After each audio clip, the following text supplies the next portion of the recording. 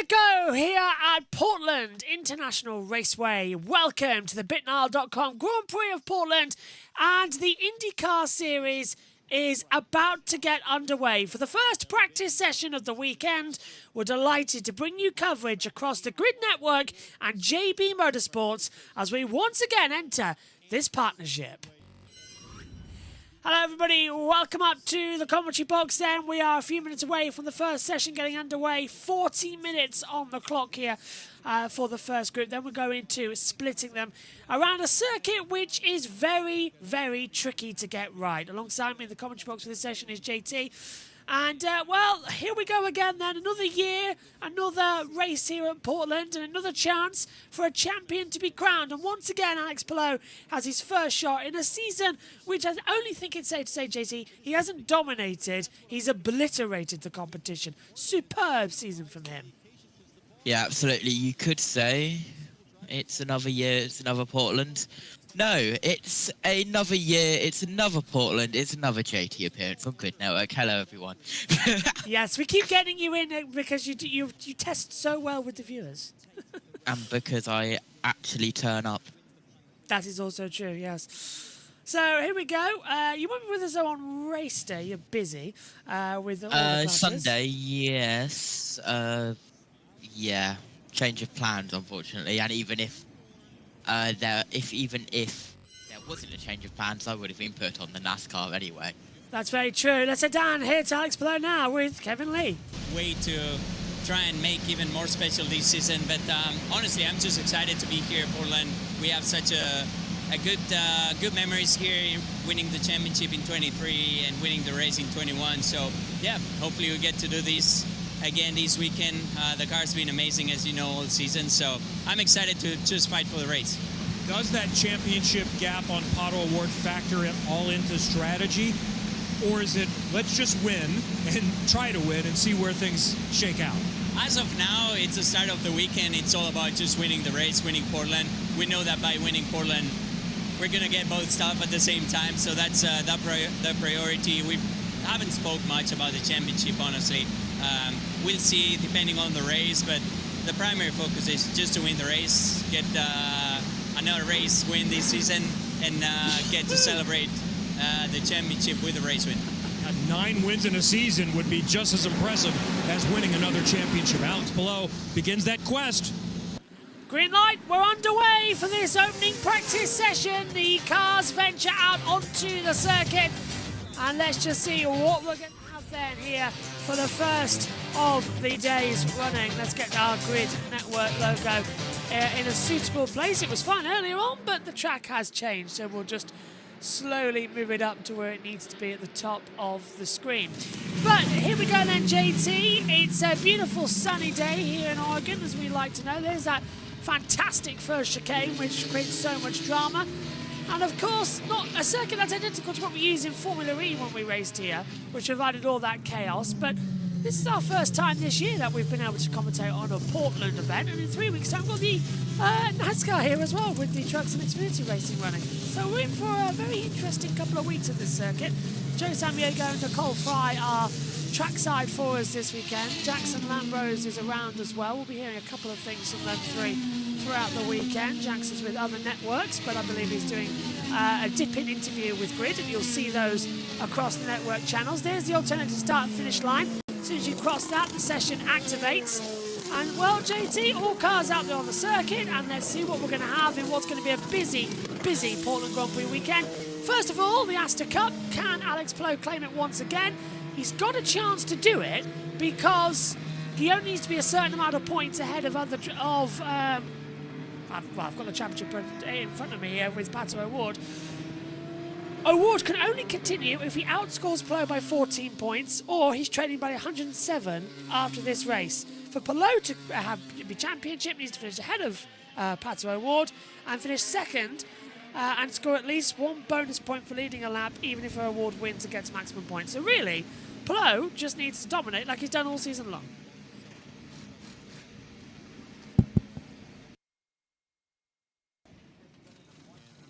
I was unmuted, Discord being Discord. It's one of those things.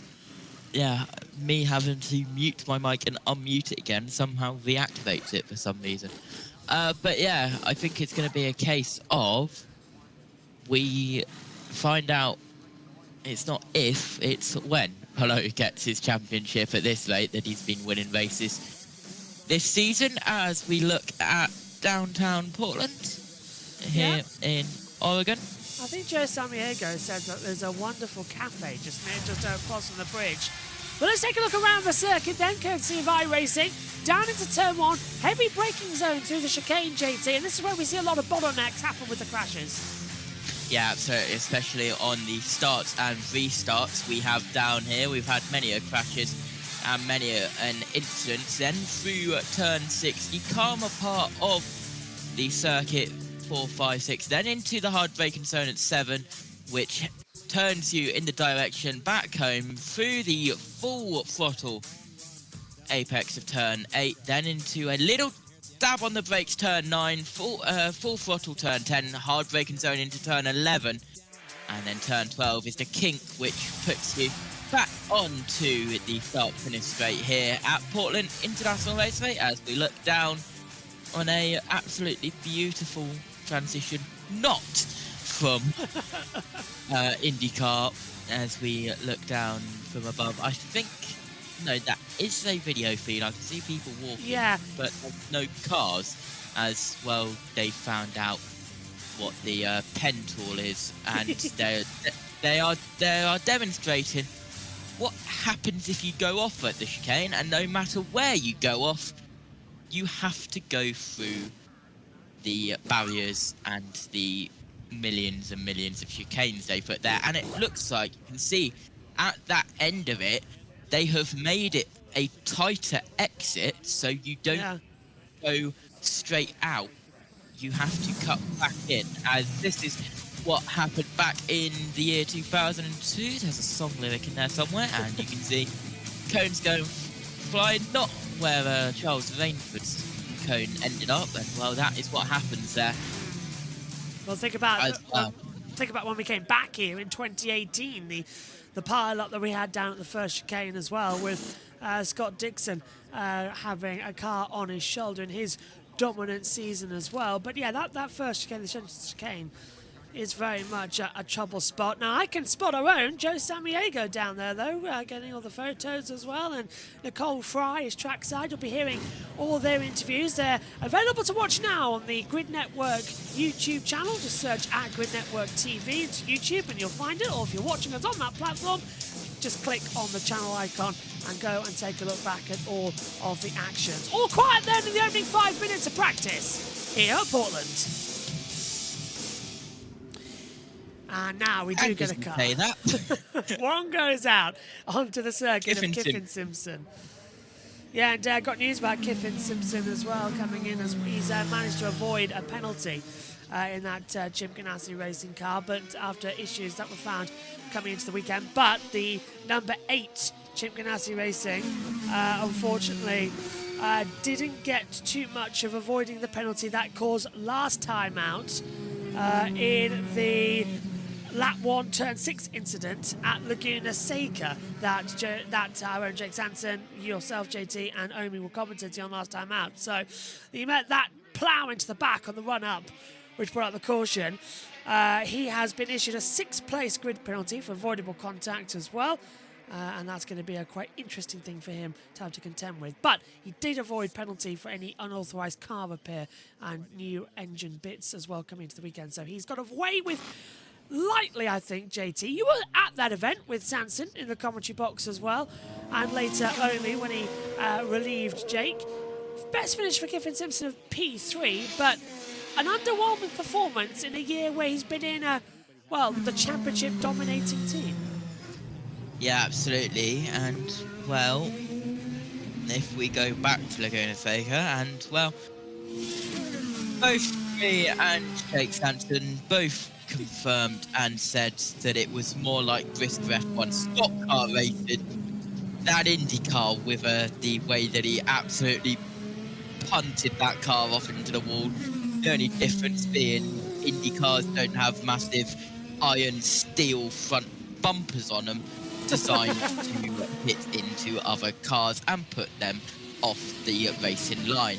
As 33 minutes and 43 seconds and counting, 42, 41, 40, as heading into turn 11. A little bit of a lock up there for the number 8 as he heads out through turn 12, and just behind turn 12 is where the track's going to be, across the line.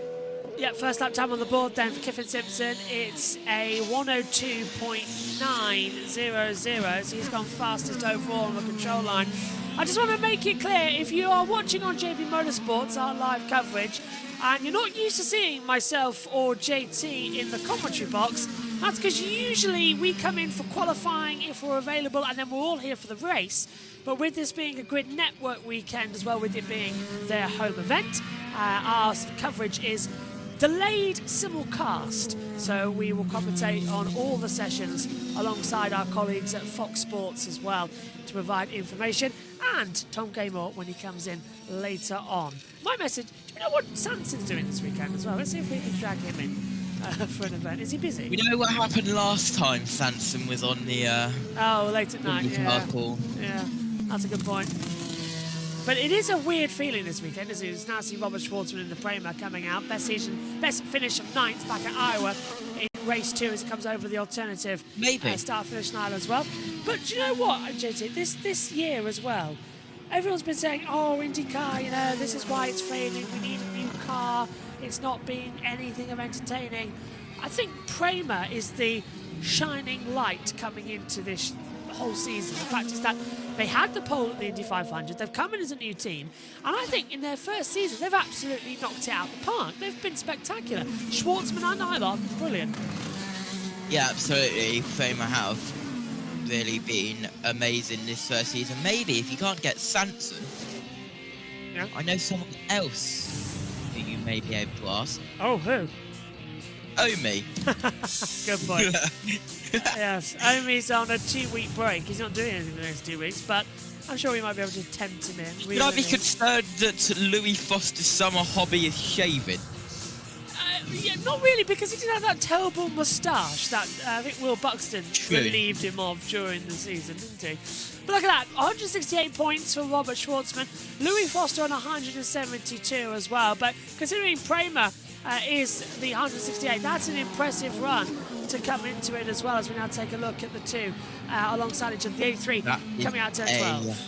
Horrible side by side, because it looks absolutely perfect to me, but because of my aspect ratio, the right hand side is being cut off the screen. Yeah, not the best as they come back through. Lundgaard's top, 1 minute, .602. Simpson second, Rob third. Rossi, Power, Abel, Kirkwood and Schwartzman, the 8 drivers so far to settle the lap time. Looks like, though, the 45 is going to head out onto the circuit shortly as well to come into a couple of other battles around the situation. Well, let's just check up then with what else has been happening coming into this weekend as well. Pato O'Ward threw out the first pitch at the Rangers game yesterday evening as well. Looked quite able to do so. Pun completely intended as well, but always going quite strong around there. Apparently, do you want to know the drivers' salaries, by the way, as we take a look? We've got news from Kevin. Good hour plus to be able to sort through and make the proper changes. But Chris Stafford, the chief mechanic overseeing all 3 cars, was back there leading this charge with all of the Aero McLaren group together, and they got it done in about 40 minutes, and actually we're out here on the pit lane ready to go before anyone even thought about going green. So no concerns. They're sitting here right now simply because they don't feel like they have enough tires to run the entire time. But now they go into work, and we're going to see Nolan Siegel get out there and get to work here very shortly. Little issue then coming through for Nolan Siegel, JT. Best finish of 8th back at Road America. The only good thing there, I suppose, is that he has actually been able to get back out there. And now they've taken the engine cover off. So that thing that they've said to Kevin about, oh, we might not have enough tyres to run, they're now checking underneath the bonnet. Yeah, so maybe half the truth, the half of the truth there, as we are now on board with Pato O'Ward as Lundgaard goes to the top 59.419 seconds. Rossi was your first car to go sub-minute with a 59.937. Lundgaard instantly goes half a second better. Rob just crosses the line in 77, goes third with 1 minute and 0.045, but we pick up and hopefully have a look at Patrick Ward once again, but we're going back into the fans and we're trackside, I do believe. Let's head down then and have a listen into the crowd with this thing. There's Simpson in the Ridgeline back car for this weekend. A couple of guys with different liveries on their cars.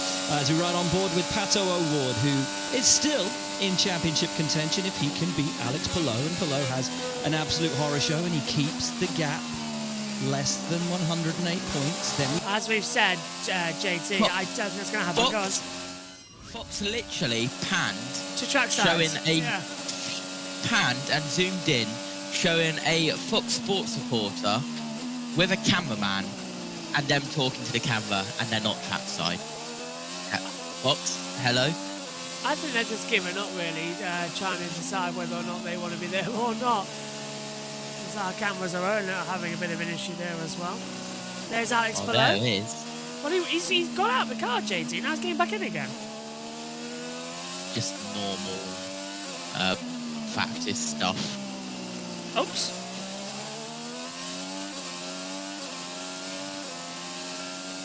Ah, okay. I need to go to battle screen. On the back of another one of his favourite tracks and another one of his favourite places to go, which was Laguna Seca. I mean, you talk about Toronto, Townsend, and it was a track that he said, you know, he didn't enjoy, had never been kind to him in the past. He won. Palou's outside the top 10, 30-point swing. Again, you get a repeat of that this weekend. We go on to Milwaukee. James, Alex Palou's raced here 4 times, never qualified outside the top 5. 3 finishes of first, and second.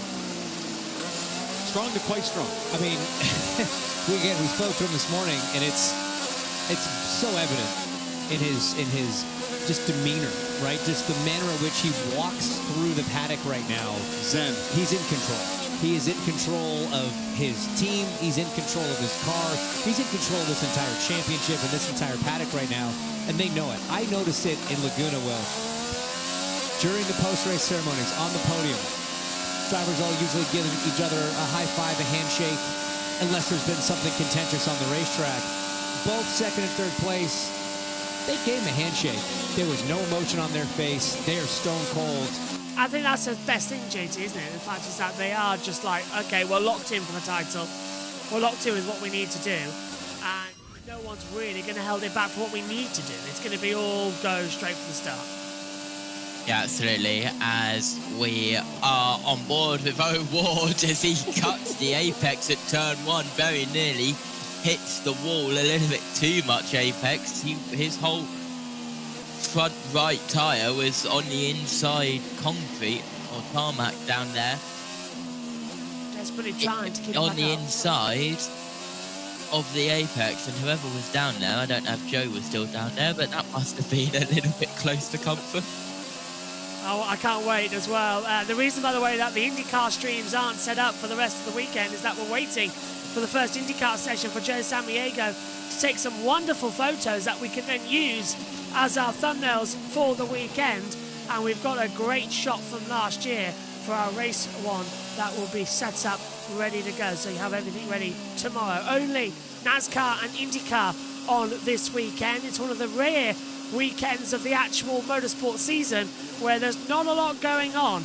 I will, of course, be focusing on the INDYCAR team. Matthew Owens and the USON team are taking you through the NASCAR at Watkins Glen. So double the good road courses with legendary areas this weekend across the JB Motorsports Network, and over at the Grid Network, it's going to be all eyes on the Grand Prix of Portland, sponsored by BitNile.com. We've got a red flag out on the circuit, JT.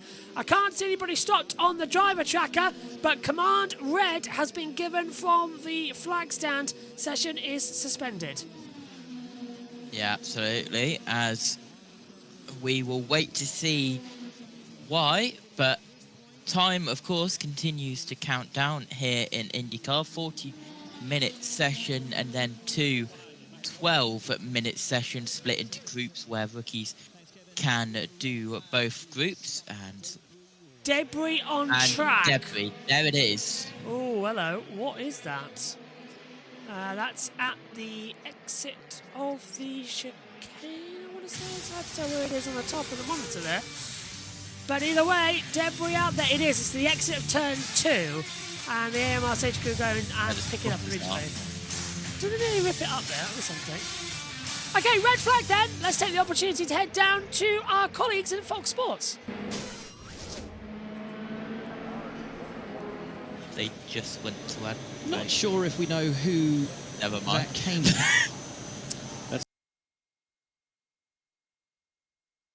Be accused. Oh, it's not that. That's Alex. Okay, we got it, JT. It's come off, I believe, the 20. Is it one of the air? No, that's just the air rate flapping around from the driver head cooling system. Oh, and he got wide. Okay, at the exit. Fair point. Okay, let's head back. It just seems like it's excessively long. Picked up his pool hose by accident. Anyway, that we Hinch, had the, you were saying? What was I saying? I don't know. No. Alex Below had just gone out.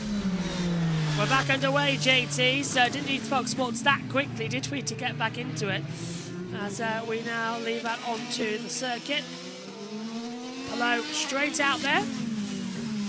Controlling this ever so nicely. A chance to be champion, as we said, more than 108 points. And he will be crowned here this weekend. It would be the second time he will be crowned champion here at Portland. And Joe Samaniego gets to have a word with him as well, which would be fantastic.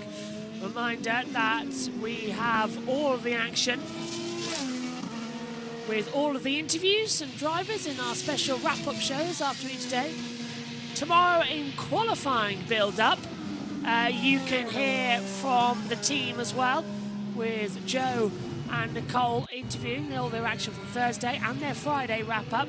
And on Sunday, you'll hear the Saturday wrap-up from all the qualifying sessions as well, and the final practice before we go on air for our build-up show as well. You can also tune into the Grid Network for the pre-race show. That will do a couple of hours before the green flag goes out, and Joe Samaniego and Nicole Fry will be live from trackside for that as well. 59.219 for Lundgaard. He's fastest. O'Ward second. Kirkwood in third. VK fourth. Foster fifth. Daly is sixth. Rossi seventh. Into eighth goes Marcus Armstrong. Devlin Di Francesco is ninth. Will Power in 10th. Stingray Rob 11th. Kiffin Simpson in 12th. Santino Ferrucci 13th. Jacob Abel 14th. Robert Schwartzman 15th. David Malukas 16th. Christian Ransford 17th. Callum Ilott 18th. As they come in to the mix as well. In 20th as they come through. So, Kyle Kirkwood here this weekend with a livery that is almost identical to that of his teammate. Once again, JT confusing everybody who's here to do the commentary because we can't tell which is which without the numbers, because one's a 26, one's a 27. I will. This is, and if you're not a, if you're watching this Grid Network and you're not a regular viewer of JB Motorsports, firstly, why not? Second of all, this is now where I get the Spotter's Guide, and I tell JB what is different about them. Ah, here we go. Here we go. It's the old attitude of I know what's best, I know what's changing sort of situation, isn't it? For those of you, we've now gone to, as the session now is properly in it and we're getting into the time segment, we've gone to our full battle screen. To explain it, you can see all the timing, driver track information, and pit lane information, and me and JT are now still in the comms booth. Go on, what's the difference then? 26 and 27, they have different yellows, and one it's black, one is dark blue, like a royal blue. Yeah, that's going to be easy to tell in the middle of an action. The car's upside down, but don't worry, folks, it's royal blue, not baby blue or whatever, or teal blue. Red flag again. Second red flag of the session has come out on the clock here. And that's why! It's Scott Dixon who's locked up exit of turn 11. And I don't think he's hit the barrier, JT. I think he's just come to a full stop. Might be able to get that out. Yeah, Will he be able to find reverse? It's tricky with these hybrids as well. They do like to go into stall mode quite quickly. We saw this in Formula E. You can take the exit curve through 11, it just spits you out. It's exactly the same thing, but he locks up the inside front right and goes straight over the short exit. Doesn't hit the barrier, just comes to a stop. And he stalled it. He's getting the AMR safety crew to get out of there. There's Chip Ganassi watching on. So red flag out for a second time here at Portland International Raceway in our first practice session. 18 minutes to go before each driver and team get half the field split for 10 minutes. Okay, let's head over to our colleagues at Fox then, as Dixon's recovered.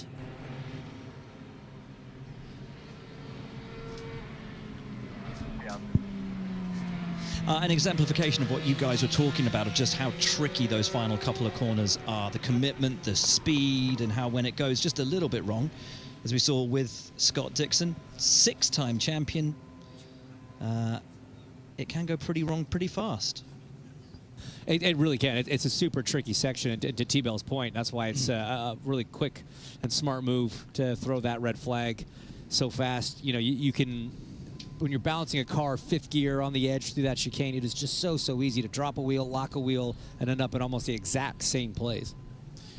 The tough part here, too, is you're trying to get your brake bias set correctly in turn 1, which requires so much rear axle bite on the bias. But if you carry too much rear bias into that section, it's easy to lock the rear. So you're constantly kind of chasing your bias settings for those two critically important brake zones to generate lap time, but they're so different in the way that you've got to balance the car.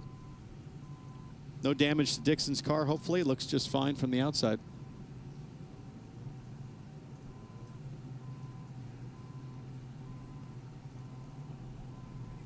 Oh, there we go. Dixon back onto the black stuff, and hopefully back to pit lane soon, which will mean we'll be able to get this session started again. The AMR INDYCAR safety team, always on the scene, incredibly fast, and we are, as we always are, incredibly grateful for the work that they do. There we go, fired up and back.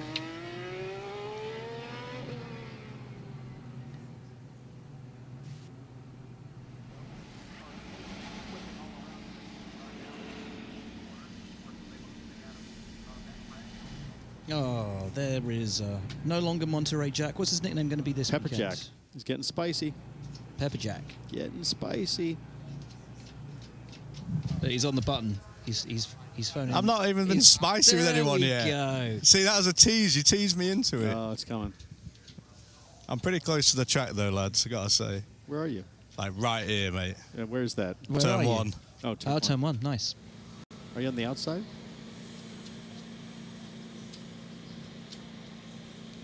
We're back in Portland. There, the car of Joseph Newgarden. A really horrible season for Penske across the board. Newgarden 15th. Will Power, the only driver in the top 10. Let's take a look back to 1999. Tiger Woods won his first PGA Championship. The Matrix was released, which means I was listening to a lot of Rob Dugan back then. Y2K scare, remember that? All too well. You're too young for that hint, surely. And the last time Penske had a winless season. Shocking to think, guys. Over a quarter century since this team has come up short. But look, it's not over yet. So, guess who, guys? First 14 races. Points position, 9th and 10th. Well, that kind of gives it away, doesn't it? Shouldn't have put that one in. 2 podiums, 1 podium. Average starts, both of them 10.9. Average finish, 12.6, 12.6. Ooh, who could it possibly be, guys? Who could it be? Who could it be in 9th and 10th? I mean, that gave the whole thing away, didn't it? It was really fun until then. Will Power and David Malukas. We talk about it every weekend. We've been talking about it since the start of the season. Rumours have been circling since before we even got running in St. Pete that this would be Will Power's last season at Penske, that David Malukas was Penske bound with a long-term deal in his pocket. And as the weeks have continued to slide by and no word comes out about Will Power's future, and let's not forget, this is the most successful single-seater driver that Penske have ever had, one of the top 5 drivers that Penske in all championships have ever run, and what's more, in this season, their highest placed driver, who is still competing at the top level, that he could possibly find himself out of that seat seems, to me at least, astonishing. Why don't we hear from Will Power talking about his future? I don't think I'll know until after, at the end of or during the weekend of Nashville. I just want to know, to be honest. I would like to know what I'm doing. That would be nice. That's sort of the stress that would be off me, is just to know, like, where am I driving and am I driving at all? I don't like seeing that from a driver of his experience, his caliber, to leave him hanging in that way. Feel... Well, yeah, JT, willpower has been an interesting conundrum throughout the year, hasn't he? Because I think everybody feels he can't go on the way it has done. Yeah, absolutely. But it's one of those cases. It's just motor racing sometimes, you know. As well, beautiful camera. We get blindfolded by Will Power's onboard camera, it seems like. He's had to back out anyway. There's traffic just ahead of him. The track's getting very busy now, by the way. So this half session between splitting up the drivers is going to become very critical. Now, go on. Continue. Yeah, there's two things that happens in transfers in motorsports. You either know millions of weeks before you actually need to know, and you know millions of weeks after you were supposed to know. There's never a middle. You never know when you're supposed to know. It's either before or after. You never do know, sadly enough, that's the case. But Will Power did have a sit-down conversation and talked as well to our own on the fly as well with Nicole Fry. You've won twice in Portland. How are you looking forward to this weekend? What are you looking to do on track? Well, yeah, very much looking forward to the weekend. Definitely had a rough season for all of us at Penske, but love this track. Won here last year. Always enjoy it. Definitely flows well for me with my driving style, so you can never just assume you're going to be quick because it's such a tough series, but yeah, hopefully we're running at the front this weekend. So you mentioned that this track can be kind of tricky, that Shelton chicane kind of comes out of nowhere. What about this track suits your driving style so much? It's just a very flowy track, sort of off the brake, flow mid-corner speed. I really enjoy those styles of tracks. I mean, I like everything. I like all sorts of tracks, but in particular, these usually suit my style. I love the chicane on the back straight, turning in sixth gear, no brakes, nothing. So big commitment. So yeah, it's actually the first track I ever drove at in the US. So really? It's got a special place. It was the beginning of my first time I drove an INDYCAR, first time I ever drove in the States. So yeah, very nice to win here. Does it feel like coming back home a little bit? Yeah, I mean, you know, because I raced here in Champ Car, you know, these places all become very familiar. You get used to the same places you stay at. Yeah, just any racetrack feels like home, but, you know, I really enjoy this area. I like the city, and it's, yeah, it's always a good crowd. So last season you made a comment that sometimes drivers should kind of take the moments in and really appreciate them. What about this season have you appreciated, despite the fact that you guys are still hunting for a win? I still just appreciate the fact that I'm doing it. You know, even when you're having a bad time, you're getting paid to do what you love. You know, you can't compare it to anything else. You know, there's nothing else you're going to do in your life that you're going to enjoy as much as this. So yeah, it's you really got to have the right perspective. You really do, even on the bad days. I mean, you're still racing an INDYCAR, and not many people get to do that. So it's just tough to ever make it to that point, but let alone be able to do 20 seasons and, you know, win as many races as I have and championships and Indy 500. Like, you're just lucky and fortunate to have done that.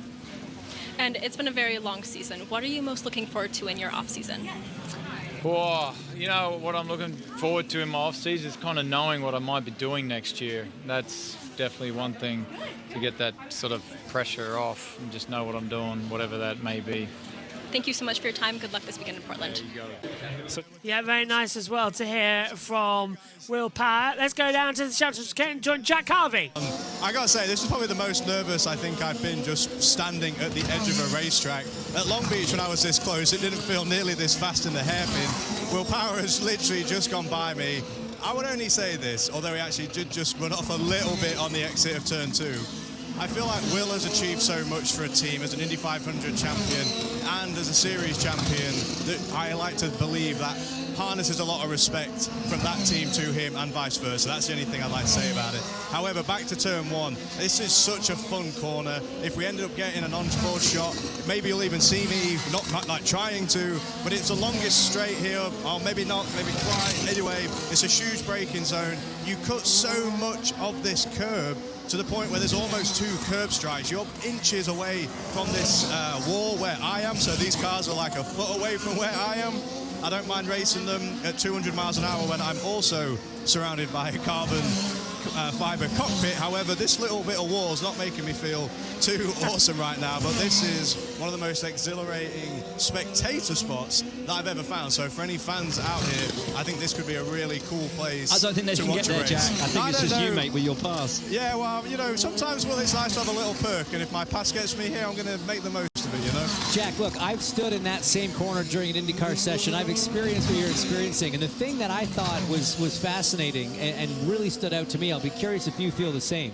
When you're behind the wheel of an IndyCar here at Portland, turn 1, it's a slow-ish corner, but turn 2, you feel like you're crawling. You feel like you're barely moving through that corner. It is so slow from inside the car. I was blown away at how quick it looks from outside the car standing there. Do you get that same sense?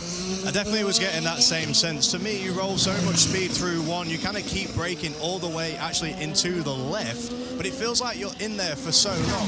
The other thing, I feel like the track's so wide on exit there, it can sometimes be deceiving by how much throttle application you can get to, and obviously there's a little bit of a run, you know, through the kink of 3 into 4, but to be honest, man, my biggest takeaway right now is I'm going to move back just a little bit because I feel like I've put an enormous amount of trust and faith in these drivers, but 1 and 2, from just trying not to make a mistake, but hitting curbs, you know, very aggressively. I think from a driver's perspective, 1 and 2 is the most difficult place to be consistent. Get a bit closer, mate. Lean over, give him a wave. Maybe I will. I got a nice selfie with the champion a second ago. He's going to be handed. He's going to Right close and personal, isn't he, Jack Harvey? Well, he's Hollywood, and he's right there in the middle of the camera as well. Get the phone out, take a few selfies. This was back, though, in 2019 when Jack Harvey and Ryan Hunter-Reay had a little bit of a coming together of that first chicane as well. Hunter-Reay coming out of the pits on cold tyres, completely out of shape, locks up and takes out Jack. And spinning up, and Alexander Rossi was watching that all in phone and got 2 places into 1 and almost became part of it as well. It was an exciting race, JT. I remember commentating on that one as well. Here he is now. I did, yes, I remember that. Yeah, you know, I was pretty miffed. I can't say what I actually said when I realised what had happened, but, you know, Ryan's been a good friend of mine. We were teammates of the 500 this year, and clearly he was defending from Alexander Rossi. But that was a shame because we were still part-time when that happened, and obviously a good result that weekend would have just carried so much momentum for us as a team. I was with MSR then, but I love racing at Portland. It's been pretty kind to me in the past, so don't love to see it, but I do love being here. Yeah, JT, that first chicane, we've been talking about it all day, as Pelot's top of the way from Armstrong second and Longcomb third. Get it wrong at any point in the race, it's going to be a big one. And that's because the curves at the exit as well, that sort of lunge you back up. Yeah, absolutely. They chicane, which never lets you off lightly if it all goes wrong, as we are on board with Dixon with now 5 minutes left in this practice 1 session for all cars. Then we go into the crew split, group 1 and group 2, both with 12 minutes each. Rookies are allowed to race and practice in both groups as Dixon comes up towards the line. He's currently 14th. Does he improve? No. I don't see him move up the board. No, he stays in 14th. Adam says they'll get some good footage for the Xfinity Garage experience at Talladega for you. Thank you, Adam. We'll get that out onto the channel as well during the Xfinity broadcast. Thank you, my friend. Says have a wonderful weekend as well as you too, my friend, as we take a look at Marcus Armstrong and his finishes this season. 24th at St. Pete, 7th at Thermal, 14th at Long Beach, 17th at Barber, 7th at the Indy Grand Prix, but 18th in the 500. Detroit in 6th, 9th at St. Louis, Road is highest as well, 5th until a couple of rounds ago. We got 3rd place back at Toronto as well. It's now 66 back in the garage as well. JT, just to go and circle back to Nicole's questions there, the interview that she did with Will Power. I couldn't hear it. Oh, right, okay. Well, it's not relevant to what I was going to say. After the interview, Joe Samaniego said that as soon as Nicole had finished the interview, Will got on his phone and immediately was on the phone talking, and they swear they could hear about it being contracts. So it looks like this, David Malukas moving over Will Power. He's got to find a seat. The question is, who's going to take Will Power? Who's going to give him a drive in IndyCar? I can't see where he could end up. Arguably, would you say his best option would be Meyer Shank Racing? I think that's sort of an option I could see him going with. Possibly, yes.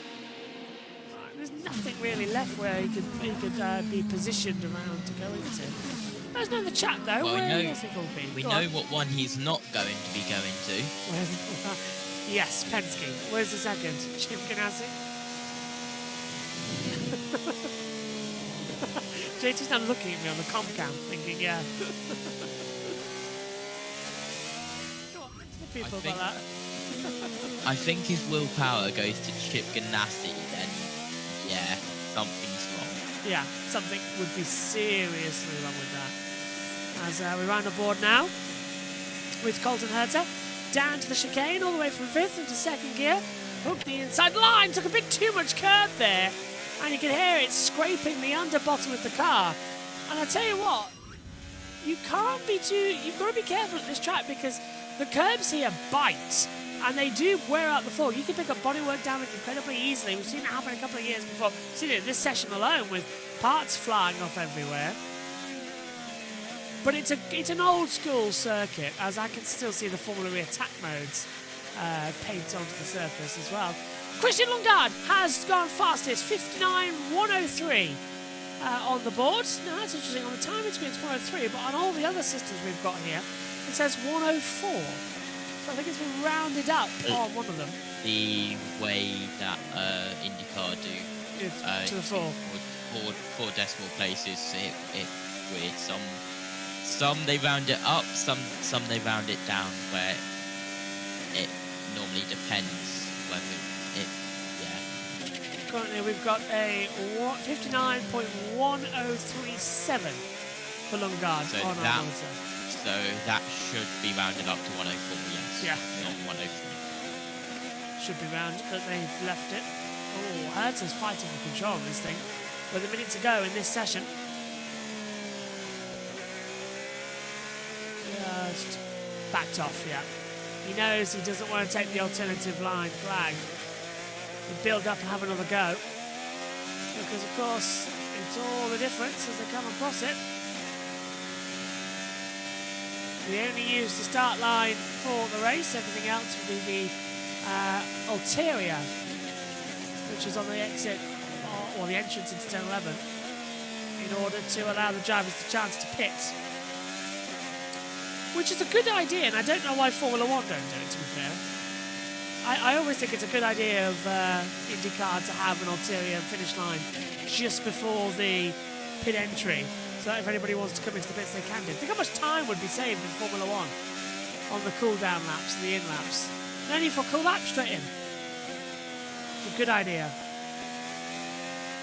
Checker flags out, and the first part of the opening practice session is completed here at Portland, and it ends with Christian Lundgaard as the fastest driver, from Alex Palou in second, Marcus Armstrong in third, fourth for Felix Rosenquist, and fifth for Joseph Newgarden. There are still times to improve as Ray Hall goes up to 14th. Does Herta move up the timing sheets? Takes the flag. Yes, he does, up to 8th. Much better time for Colton Herta as he'll now come into the pit lane. So now we will split the field into half and half, and we will go on the green faster tyre to go into it. So the alternatives will now get the opportunity to do a run. We've had the primaries, JT. Now it's time to get going again.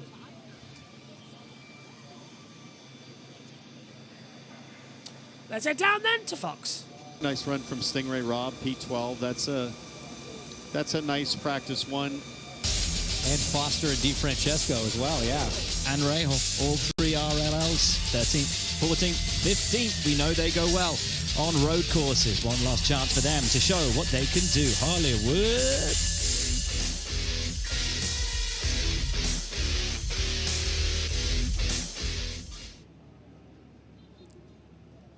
Let's check in then with the boys as we're in between the sessions. And we were talking a bit about power and Maluka's confirmation from Andretti during the week that Marcus Ericsson would definitely be back next year. There'd been, I know, a little bit of chatter, rumours sort of flying around, not so much in the paddock, but certainly around on social media, but Andretti just wanting to completely cut that one out and let everybody know that Marcus will definitely be back next season for them. You know, we were looking at that car of David Malukas here in this Gallagher. We were talking about how it looks like the Scott McLaughlin, but you know what I actually throw back to is Max Chilton. It's a Carlin. It's a Max Chilton car. That's exactly what it is. Every time I see this livery, I think of Chilton.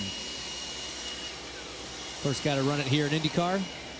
Moved over to the 3 of McLaughlin. Now it's on the 4. What number was Max? That's testing you. I can't tell you. It's before my time, mate. What was the question? What number did Max Chilton Oh, have? Carlin was... That's a great question. This is good content, guys. No idea. Twitter's going to be yelling at us right now with all the answers.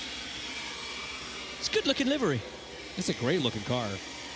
Throwback. It kind of reminds me of the old players' liveries, which were, you know, of course, were my favorites. Oh, there we go. My very biased favorites. Baby blue. I've got Max Chilton 2018. Oh no, that's an AI image.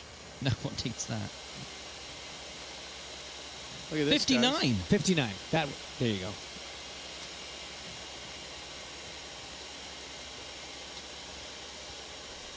Bryson, Kopka, Rahm, Phil and DJ, some of the biggest names in golf, are teeing it up in the Windy City for Live Golf Chicago. Catch coverage of round 2 tomorrow at 1 p.m. Eastern, and final round coverage Sunday at noon Eastern, all on Fox. Tell you what, some cracking golf courses around here. That not one of them. That is, of course, the Moto Track. Christian Lundgaard, fastest then from Palou. We ran through the top 10 a few moments ago. VK once again showing strongly for Dale Coyne.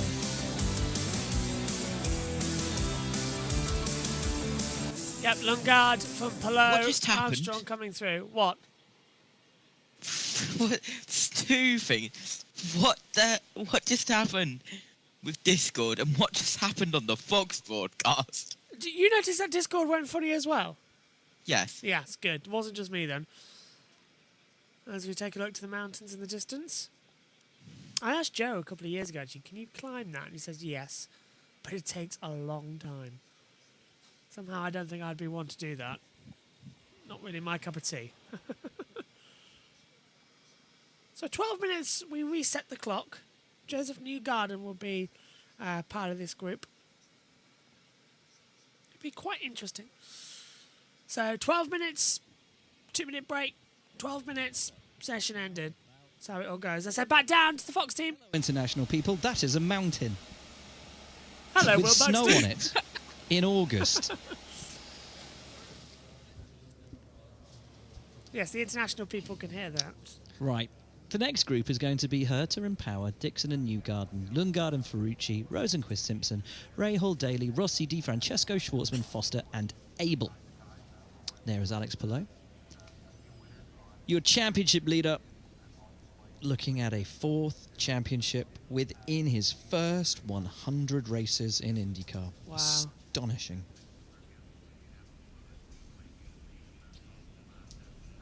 I don't think there's a name, JT, do you? That was the most Will Buxton thing he has said on IndyCar, I think, yet. That, people, is a mountain. And there's snow on the top. Will Buxton always reminds In me... August. He always reminds me a bit of Captain Kirk, you know, William Shatner. There is a mountain snow in the background. It's quite funny. It is actually a beautiful sight here. It always reminds me of Mount Fuji, this place, actually, as well, which is a bit we get to cover. So, we're gearing up with some intense Maplock music in the background for the 12-minute Group number 1 to head out there on the circuit in our first practice session. Tonight on Judge Judy, Alex Palou is suing. Alex Palou suing as well. Pato Award for owner of the Astor Cup. The 2025 JB Esports National Saloon Stock Car Series isn't now. I must admit, that's the most Judge Judy theme I've ever heard as well. You can tell we don't do these practice sessions that often in our commentary. Or tonight on Chicago PD. So I think House is on next. We're all right. Oh, here we go then. Green lights on. The second session of the evening is underway. This is still practice number 1, but we have now split the groups for the alternative tyre run. So this is a chance to do some more faster lap times out there. Make sure everything is golden. And I can't wait to see how better the conditions are going to be here as we go getting set. Now, if you're watching, by the way, on Jamie Motorsports, our coverage of the NASCAR Truck Series race, the Mission 176 at the Glen, and you're catching up, the yellow has just gone back out, but there is 35 laps to go, and the teams are now reporting that they can't make it to the end. So this has been a crucial yellow at exactly half distance of the race. So you can go and watch that now on the main Jamie Motorsports channel as well.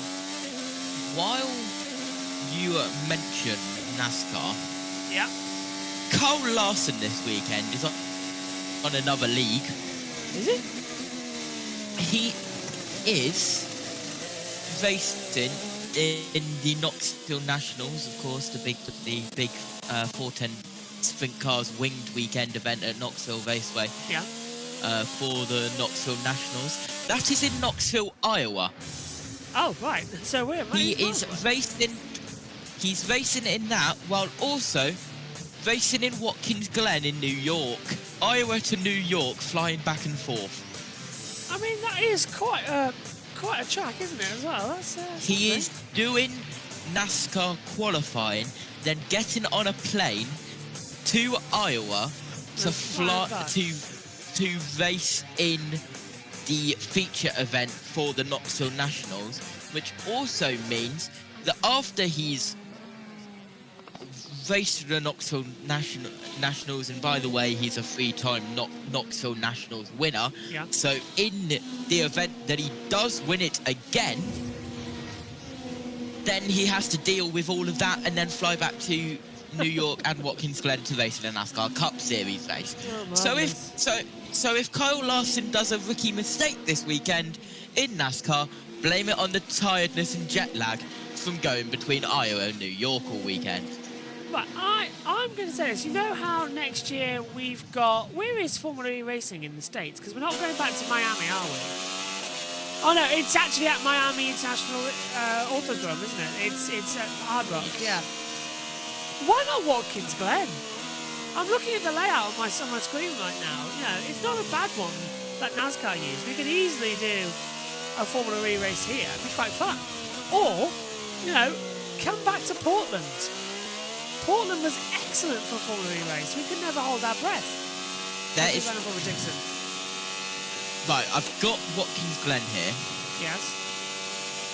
I think for Formula E to be able to race around Watkins Glen, there needs to be one more brake zone. Well, you've got turn one, flat out from 1 all the way until the chicane. And then, yeah, and even then it's just a little tap of the brake, not a big braking zone. Alright, if we don't do the NASCAR layout, what about if we do the full layout? Because I've got a couple more braking zones. Or do you know where the layout comes back on? There's enough runoff there, we could add a chicane. It's doable. Do you NASCAR race on the short circuit or the long circuit? Short circuit for NASCAR. Okay, I was looking at the long circuit. Yeah, NASCAR race on the short circuit. As we ran on board with Lundgaard, 58.532. And we'll now open up our main battle computer monitor with all of the information. You can see the red tyres for Lundgaard. He set the fastest delta time on. Kevin Simpson second. Colin Daly's just slotted it perfectly as well into P2 in the 76 as well. So he's going strong on his boost laps at the moment as they'll continue to charge. And Jacob Abel goes up into P9 as well. Yeah, can you tell that we don't usually cover the practice sessions for IndyCar? Usually we're in the middle of some other commentary as well, so we let the radio team deal with it. But there's only two races of the year. Well, actually, no, 3 races really, isn't it, JT? Where we let we come on the commentary. That would be St. Petersburg, Indy. the Indy 500, and here. That'd be the 3, wouldn't it? Did we do the practice sessions for safety earlier this year? I can't remember. I think we did practice 1. Then came back for qualifying because you hosted qualifying. Yeah. Yeah. Well, here's the 76, which, according to JB, looks identical to the number 2, which is purple to red. Why? Who did I say? You didn't say either of them. I'm just yeah. Confusing me is I'll probably say that now in the race when you're not here. I'm just waiting for the message from Omi. He is listening as well. He's watching on as the session gets underway. Daly's back in the pit now anyway. 7 minutes to go. We're halfway through this first part of group practice. It's all still classified as practice 1, of course. We just split them up. Polo's getting ready to head back out there. There's the championships and the race victories he's had this year as well, JT, with little checker flags on the back of his helmets as well. Definitely, just an insane amount of victories, an insane amount of runs. But I couldn't stand, I was watching that when I was commentating on the Brickyard 400, I was watching you guys do the IndyCar race at Laguna Seca, and I was watching on the restarts. How did Polo gain so much time on the restarts? He was miles ahead of everybody else. Like after 2 laps. It's the case of, I think he's been able to work out that he's able to control the field in such a way where he can always catch them out. Right. I have no idea how he does it. No idea. It's definitely something that I wouldn't expect to be a thing. It also didn't help that they were always crashing and were always limping on the restarts. Yeah, I heard about that. I wasn't great on the restarts. Bit of a wild card, isn't it? But then it didn't get much better in the Indy NXT race because it was probably the worst race ever for the AMR safety team officials, but I won't go into it because they don't need to be reminded of it again. Well, it was after we finished our race, so I think it's best because me and Megan were watching a movie. We flicked on to see the Indy race because I looked at Twitter, and we were gobsmacked to see the AMR safety crew have a little bit of an embarrassing trek. We've got time to fill in a practice session. Remind the dear viewers who don't know what we're talking about. It was at turn 4. Yeah, down there. Car stuck in gravel. The AMR response vehicle goes in, attaches tow line to said car, tries to pull it out. The response vehicle gets stuck. They call for a recovery truck, a tow truck. That goes in to pull those 2 out. Guess what? The tow truck gets stuck.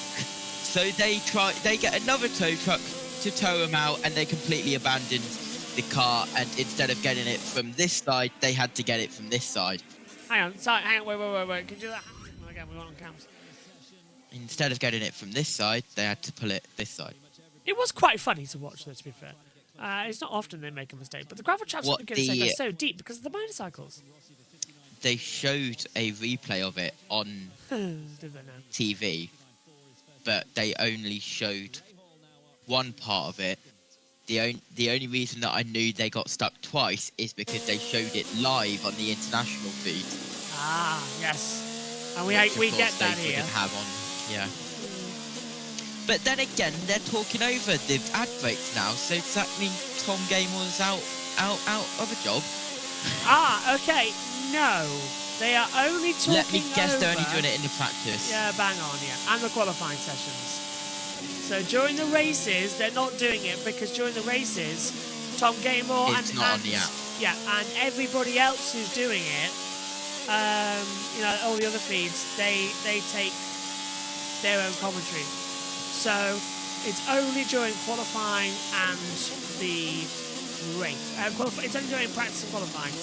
That I know of. I've yet to check a race stream through INDYCARlive.com,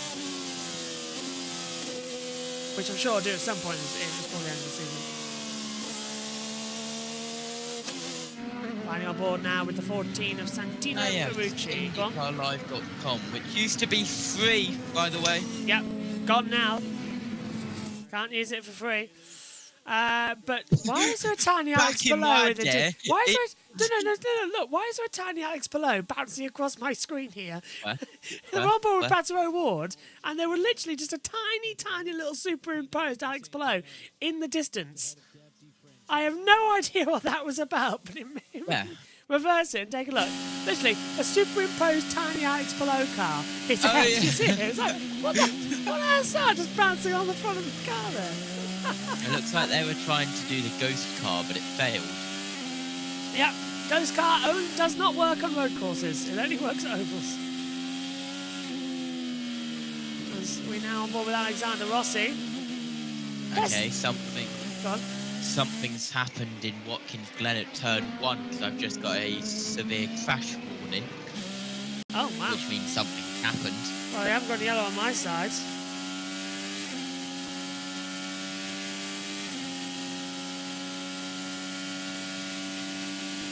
Just listen to Rossi's engine sing through a chicane. He's going for double bush lap as he is gone up to 8:58.960. Listen to it sing.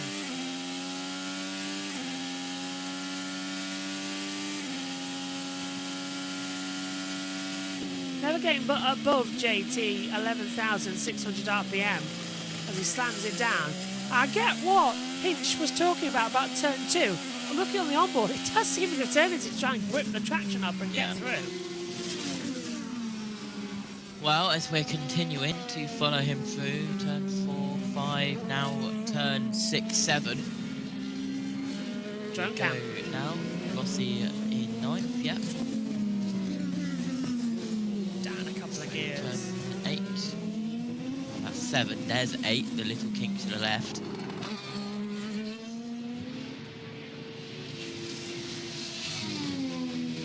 Track race getting quite interesting apparently as well. Still got another half an hour. That should end at about midnight. The only thing I'm worried about is the fact is that I'm in the commentary box, so I don't. Go on. Something happened at turn 7 as well. Yeah, I saw that was chicane. Yeah. Flags out, by the way. So this segment of qualifying has ended with Lundgaard on a 58.532 on the board.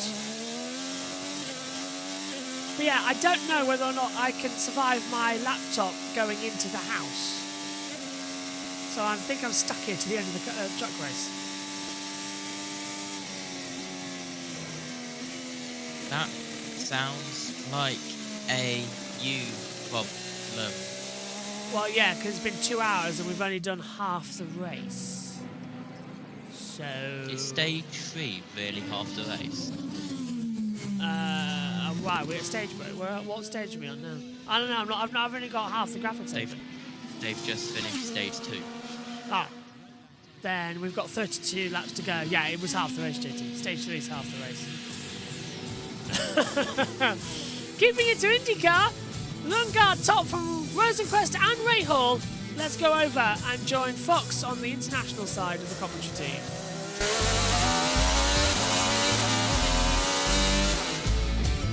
Where all professionalism goes out the window. It seems that way. Well, that's the first crew part behind the of scenes. practice done. Lundgaard looking very fast, straight off the bat. That's a sign of intent from the McLaren man. He's got 3 opportunities to get that first win of the season under his belt, but we know he hasn't looked as comfortable on the ovals this season as his teammate Pato O'Ward has on the road courses and the street courses, particularly the road courses. He's looked phenomenal, and that is rapid straight out the box for Lundgaard. Yeah, you know, I asked him specifically about the ovals this morning as we have 2 to finish the season, and I said, are you happy on the ovals yet? You feel like your apprenticeship is over? He said, I've never felt uncomfortable on the ovals. I just haven't figured out how to really master them in a way that it clicks for me. So I think he's in that mid-tier of the process where he's comfortable, but it hasn't clicked. He's not loving it yet to go oval racing. I mentioned this guy, Will Power, in terms of the process he went through on the ovals, James. As you know, hated it when Will Power first started. Then he started to get comfortable, and then once he started winning, now it's his favorite thing to go do is oval racing. I think Lundgaard will be on that same path. And Will's gone on to win quite a few ovals in his career, so you're absolutely right. I think it's there's usually a moment. There's usually like a flashpoint moment for drivers where it all just sort of magically clicks, and it usually comes at one race where your setup is perfect for the conditions, you're driving well, and then you know what you're looking for in the car. Conversely, the guy we were just looking at there, Santino Ferrucci, traditionally seen as something of an oval specialist, but this season, road courses have really come into their own for him. Wait till we get to Milwaukee, though. Nobody was more creative and sensational last year than Santino Ferrucci at the Milwaukee Mile. You haven't been there yet. I have. Back in the day. 2014. That's right. On pit lane. I feel like Rasmussen was right. pretty good at Milwaukee. It was pretty exceptional to watch because he did that race last year. So quick one. Daly, Ferrucci, or Rasmussen at Milwaukee? Who's getting their first win? Yeah. Yes. Yeah. Could Couldn't very well be Could one of those any three. one of those 3. I love that.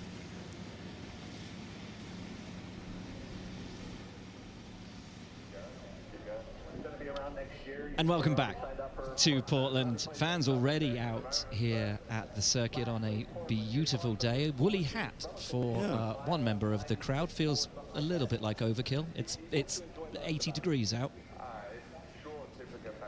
Stiff wind, got to protect the ears. Quite. Right, why don't we go and hear from a tame racing driver? Jack Harvey standing by with Will Power. Last year's race winner, Will Power. Will, how did it feel out there today? It didn't feel too bad. We're lacking pace, but lacking pace here is like if you're a couple tenths off, you're way off. But yeah, definitely got to find some more there. You know, it's always the case. You turn up with last year's car and it's never the same. Tyres change, track changes, people improve. So go back and do some homework and find some time. Best of luck this weekend. Optimistic going into the weekend. Fastest on the hard, fastest on the soft. What else is there to get going now? Continue that momentum, I guess. I think it's been really nice for everybody to have a nice little weekend off. You know, regroup, recharge. In Toronto, I also spoke about the mental capacity of these people on this crew. You know, there is no racing without the truckies. There is no racing without the mechanics, and I think we all needed that a little bit of a week off. Luckily, we get another one next week. So if we can execute this weekend and carry this momentum, I think we can have a good end to the season. It's going to get really hot later this weekend. How does that change things? How will it change the tire wear? I already feel it. It is hot. I think it feels a lot warmer today than I think it really is, and I think it's just going to be worse on Sunday. I'm not so worried about tomorrow, but yeah, I mean it's going to be physical for sure. Yeah. Thanks, Christian. Thank you. Group 2 is underway, and JT, Lundgaard sounds like he's having an okay weekend. Will Power sounds like he's already thinking about retirement. Polar opposites there.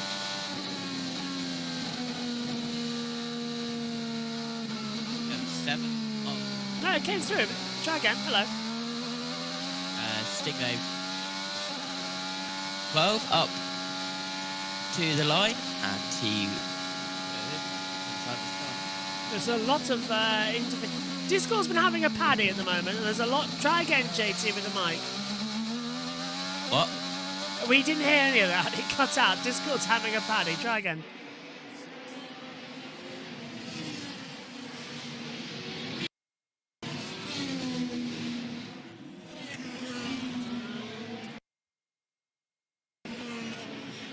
Is that working? Yes, we can hear you now. Hello. Hello. I didn't touch a thing. No, I can promise viewers you didn't. I was watching the camera at the same time. And you can tell if I touch anything because my bus mixer to mute my mic is over here. My hand was here. Maybe just use your stream deck at the moment. But I didn't even touch my stream deck. It just stopped picking up my mic. That's really weird, but yeah, we'll gloss over it. Go on, what were we talking about anyway? I was just commentating what we could see on the screen. So Thank God for that. Nothing it's gone important. now. Well, on board now is Stingray Rob, who's got an interesting Delta time.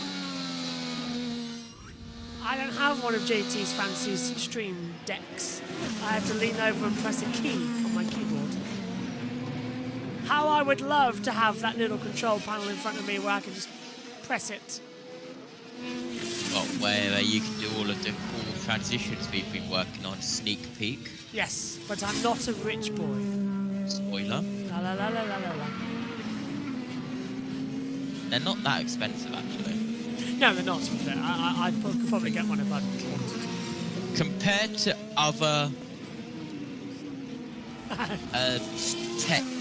other technical equipment that we have in commentary box. Yes, not the most expensive. Drop in the ocean compared to the stuff we've got up here in our booths. Still controlling it. A war Then top. again, they range from like 150 to 200. So it is a little bit, but it's not much compared to other stuff we have. Bus mixer, microphones, headsets, sound guards. Isn't the bus mixer cheaper than the Stream Deck? No, mine was 200. Oh, was it? Yeah. You must have got yours when it was new, because I got mine. I got mine for 90. I got mine when it was brand new. Yeah, this model. Yeah. Then again, my channel 1 doesn't work on my bus mixer, so. Who needs channel 1? I work fine on 2, 3, 4, 5, 6, 7, and 8. Exactly. Also, on the other hand, it would be a problem, but yeah. If I was like, what I was hoping to have was my headset, handheld, and boom arm all plugged in at once, but it's headset and my boom arm or my handheld. Well, we have 2 headsets, and I have to swap between boom and handheld because world feed goes into one. Yeah. My track audio goes into 4. Mine goes in 4, yeah. Aux goes in 5. World feed audio from the TV goes to 6. So in my 5/6 channel, I have my phone. So when I transmit phone audio, that's how it. Yeah. Same thing. Yeah. That's how you're being heard right now to all of our viewers tuning in. Hello, everybody. Or, well, being heard when Discord wants to cooperate. That is true. Discord's been a bit of a pain today. I mean, it failed yesterday. Yeah, we should have a backup commentary box somewhere just in case Discord fails during a race weekend. We didn't think of that. We might have one now. Video Ninja. Oh, we do have one. Yeah. There we go. Simples. So let's go down to Jack Harvey in the pits. Iron Man. It's not Boba Fett. Guys, I'm loving the conversation today, honestly. This might have been one of my favourite sessions that we've had all year. Boba Fett's popping up, Iron Man's coming up. Boba Fett. Will, honestly, outside of just the colours being a little bit representative, I'm going to have to go ahead and say no. All right. Jack says no. I said no. Yeah, Jack says no. Well, there it is. The word has spoken. Jack Harvey, I mean, computer says no. Consider me crestfallen. Bird is the word. I saw it. I saw it, pal. Thanks, mate. Yeah. Oh, look, Pato O'Ward's second quickest and Nolan Siegel's third. There you go. They're really pushing this today, Louis aren't Foster's they? fourth. Yes. There'll be a lot of work going on with Lucas. Nolan Siegel's there as the engine cover comes off. Not so for Pato O'Ward. They're chilling. What was a little fuel in it. What was interesting for me, guys, in that first 10-minute segment was you had an even split of manufacturers. 5 Hondas, 5 Chevy in the top 10 for a season that's been pretty heavily Honda dominated. It's nice to see that. Yeah. Oh, they've lost commentary. I think they're coming back with 5 minutes to go to Fox 2, where they are. That is just quite funny when it happens. They're just in a random conversation like, They'll probably get told you're to shh on the graphics, yeah. They were joking around with Jack Harvey and they just randomly stopped, and then it's like we had Buxton and Harvey, and then Jack Harvey just out of nowhere just stopped talking, and then Will Buxton picked up and they were back to mad break. International feed has actually improved a lot since, well, we commentated the first session, didn't we, JT, at St. Petersburg? Yeah. And me, you, Omi, Jackson, we were all furious about how, poor it was, and we were struggling to do the commentary on. So it's improved a lot over the year, and long may it improve as well with Fox now. One of the big... But also in St. Pete, in the race, we loved Fox. Yeah, why did we? You tell me. Oh, did the graphics not work? No, yeah, the graphics didn't work, did they? And we were running around all over the place. It's always St. Petersburg, isn't it, by the way? Everything always goes wrong in St. Petersburg, but we all really liked how Fox did the broadcast in St. Pete. We did, yeah. It was a refresh, I think. It was a good starting point. But anyway, our graphics are now sorted and permanent. Hopefully it won't crash on us anytime soon. 3.5 minutes to go. Was Amy even there? I can't remember now. He's just texted into us saying, me, furious. I wasn't doing it all the at the time. No, it wasn't there. I'm sorry if I thought Omi was furious going over the last few days. Yeah. Back in St. Petersburg, Omi wasn't in his teenager phase. I can hear him now. By the way, I think that now's a good time to plug the JB Motorsports eSport channel. So the JB eSports is coming soon, and JT has put together a fantastic BMG stock car championship with proper banger racing and simulation. It's going to be fantastic. He's gone through it all, and we had a meeting today explaining how it's all going to work as well. That's coming up soon. It'll be great. Shall I do the announcement here right now? I'll put you on the screen. You can go for it. So, I was going to keep this for the driver's briefing of round 1, but I guess I'll tell you it now. Event 1, the final race of the day, the Reliant Robbins final, will not be any normal race. Heats 1 and 2 will be on the oval. Oh. The final will be on the figure of 8 oval, where the cars cross over in the middle and crash into each other. I can just imagine Omi and Samson now hunting you down, and me on commentary going nuts as well, yes. Oh, bring it on. Bring it on.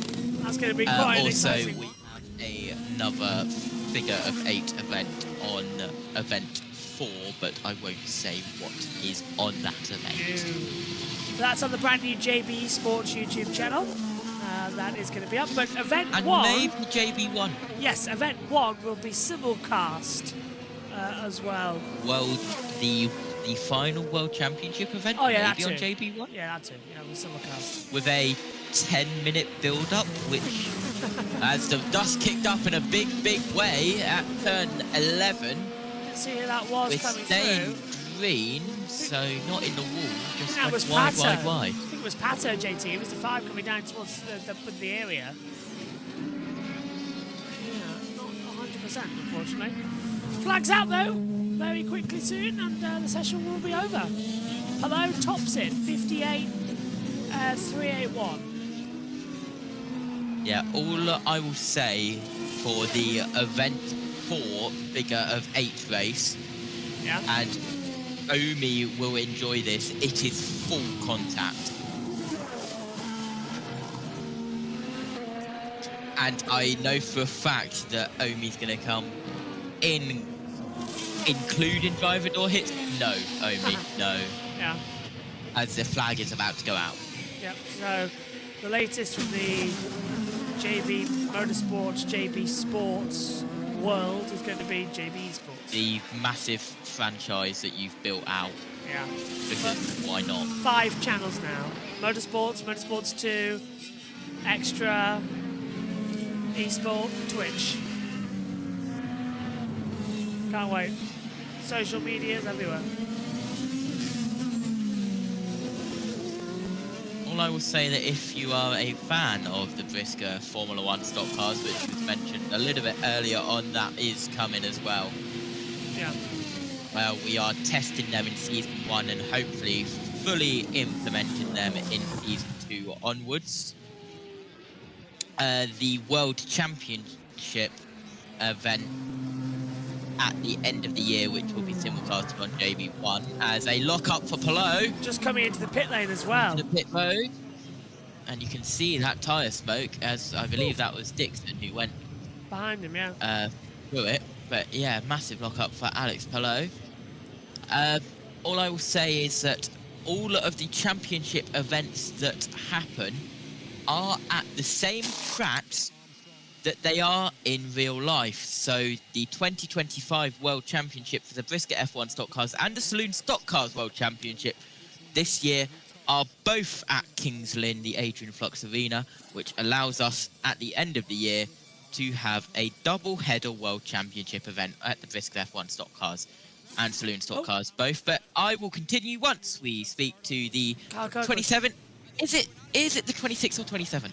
I think we just held a fourth there, but it's good because you know what, our test was very similar to what the conditions are right now. So predictability was very high up, and I think we have a lot of changes that we know in the back of our mind if it was the same as the test that we're ready for tomorrow. So happy with this car. The JM and Honda has been fast the past few weekends. We haven't had the results, so this is going to be our redemption here this weekend in Portland. Thank you, Kyle. Thank you. Buxton. Kirkwood hoping to return to the form that he saw in the opening gambit of the season on this last road race of the year. How many drivers will this be their last opportunity for the win before we get to the short track ovals? It's going to be a fascinating weekend, but it's Lundgaard who has started off in the most positive way possible. 58.532 to top the times from Palou, Rosenquist, Rahal and Newgarden. David Maluka second quickest in the second session, 6th fastest overall from Armstrong, Kirkwood, O'Ward and rookie Louis Foster completing the 10. Let's hear from David Malukas, who's standing by with Jack. Yeah, David, that was a great session for you guys. Must have felt pretty good out there today.